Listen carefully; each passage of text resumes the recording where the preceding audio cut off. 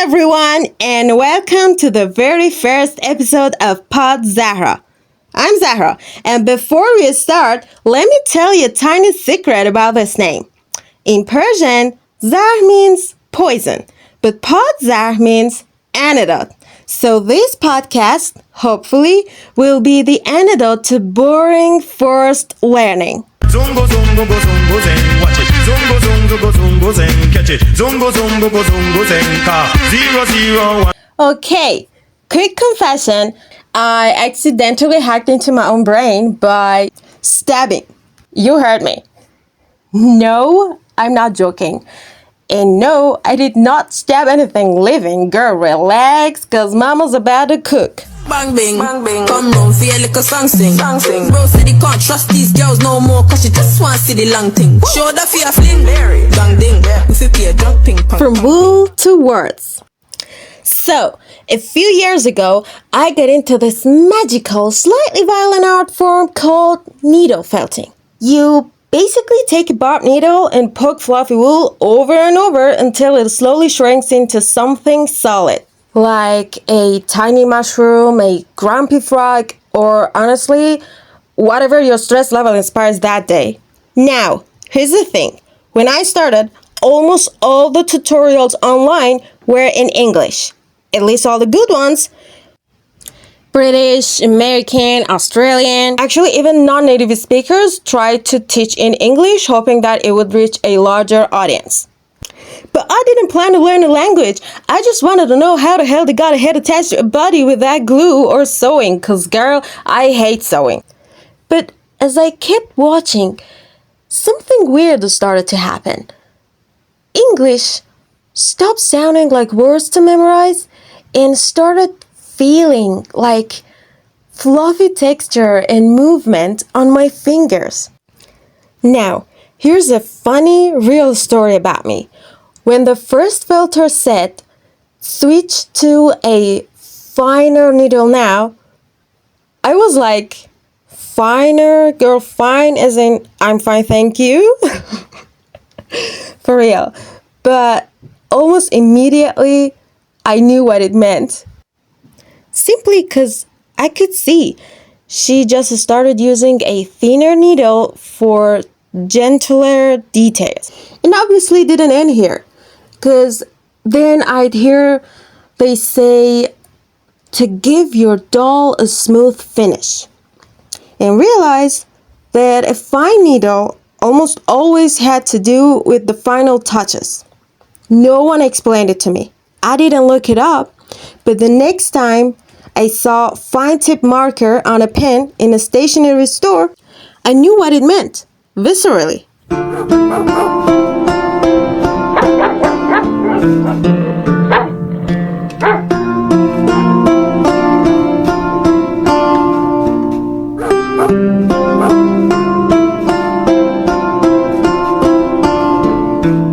The science of learning without trying. Girl, now buckle up, cause I'm about to get nerdy. Psychologist Arthur Reber actually has a term for this. Implicit learning. It's when your brain soaks up patterns, language, music, even social cues, without consciously studying them. It's literally how toddlers learn grammar before they can even spell grammar. Reber found that people can learn complex systems, like artificial grammars, just by being exposed to examples. They can't explain the rules, but they can use them. And that's exactly what was happening to me. Except, instead of live stimuli, I had wool, needles, and free YouTube videos. And another researcher, Alan Pivio, would totally back me up. He came up with the dual coding theory. Mother of heavens, that name sounds fancy. Basically, our brains learn best when we combine verbal and visual information.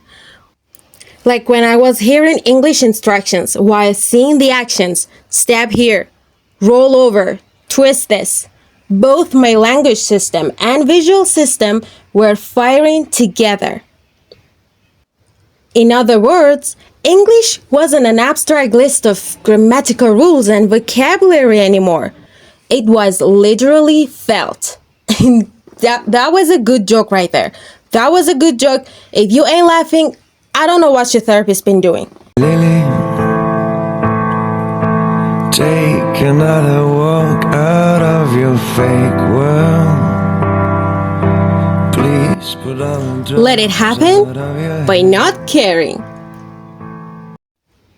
This is actually my favorite part because this whole story reminded me of a quote I had read from Viktor Frankl in Man's Search for Meaning. So I quote, "You have to let it happen by not caring about it. Fast forward, then you will live to see that in the long run, I say long run, success will follow you precisely because you had forgotten to think of it." That was me. I had forgotten to think of learning English. I was just trying to make a cute felted rabbit. That's all. And maybe that's why it worked. When we stop caring so much and forcing ourselves to learn and just do something we enjoy, like cooking, painting, felting, whatever, the brain finally stops resisting so much. Then it doesn't care if it's perfect grammar or present perfect grammar. It just wants to understand enough to keep creating. Business برادام Business Emirates Business گرداف Business کش میشینه وقتی با من میای تو راحت میای تو ارباس نفر اول میای چون به زیله میبرت. What this means for you. So, if you've ever felt stuck learning a language, or honestly anything, maybe it's time to stop studying and start doing. Find a hobby where your target skill hides behind the fun, like learning English while, say, gaming. Point is, whatever your wool is, find it and stab it instead of stabbing your motivation. For me, stabbing wool became a form of meditation, and apparently for English lessons, for you, it might be baking, coding, painting eyebrows on your dolls at 2 a.m. No judgment. So yeah, I didn't study English. I lived it. One poke at a time.